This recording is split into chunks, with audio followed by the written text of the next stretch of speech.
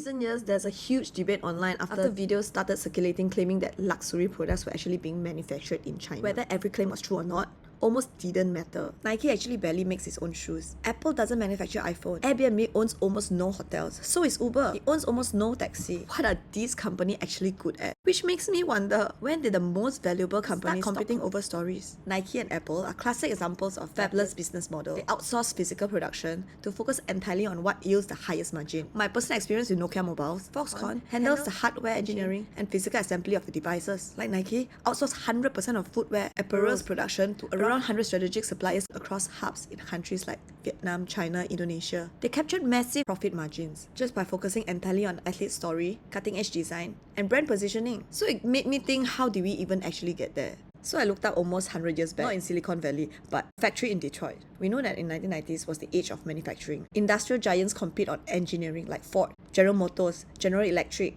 Siemens, Mitsubishi. The goal back then was build better products, quality, cheaper, build more. I came across Henry Ford, famously said customers could have any Model T as long as it's black color.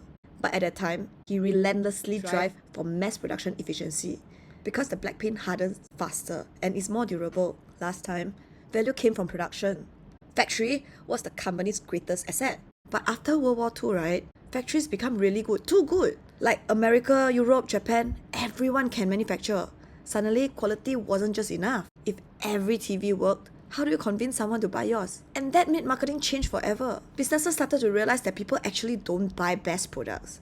They buy products that actually have a story. That's where branding transformed. Logo is just a symbol.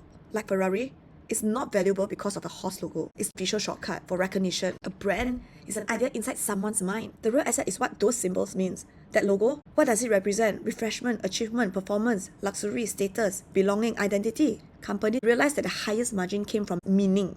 Product became the vehicle.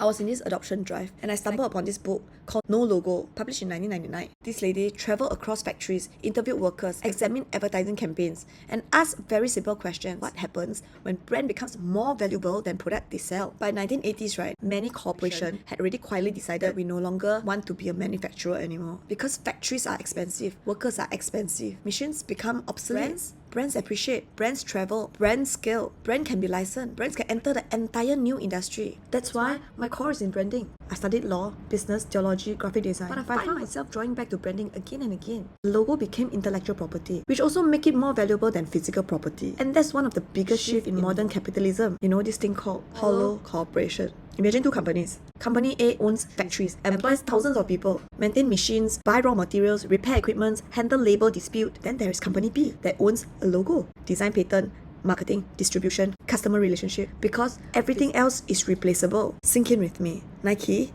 didn't become one of the most valuable sports company because it owned the biggest factory. It became valuable because it owns aspiration. Ask any Apple customer why they buy their Mac. Almost nobody will tell you, oh, memory bandwidth is exceptional, or the processor is somewhat. They'll say ecosystem, or say, I've always been using Apple, or I'm an Apple person. That brand become identity. Example like coffee. It's one of the most commoditized product on earth. But why Starbucks exists? Because Starbucks is competing against loneliness, rushing, speed. Howard famously described Starbucks as the third place.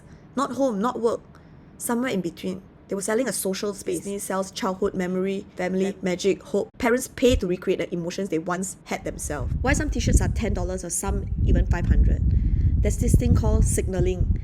Economists call this Veblen goods. Luxury brands manufacture scarcity. With New York, Tokyo, Dubai, Singapore, ad is plastering everywhere. Then when you travel, you go to Istanbul and you probably see a Starbucks. You'll probably trust the coffee than the cafe next door. They create familiarity in unfamiliar places. The brand has reduced uncertainty, and that's underappreciated function of branding. So I intentionally traveled to Sao Paulo and few other cities because I was told that the city has no billboard. So in 2007, right, introduced this thing called Clean City Law. Hawaii also prohibited roadside commercial billboards since 1927, largely to preserve its natural scenery. Alaska also did the same. Statewide billboards are banned. In France, there's this city called Grenoble. Hundreds of commercial billboards were removed and many were replaced with trees. Our brains has been so used to advertising, the skyline suddenly had room to breathe. Walking through these cities made me realize when billboards disappear, the brands didn't. The strongest brand They lived in our mind. The biggest shift was how company created and captured value. Don't get me wrong, capitalism didn't stop rewarding great products. Great products are still the foundation. But over the last century, products stopped being enough. Today, they compete by building better brand stories. And if anything else, just remember, products create value, but brands captures the value.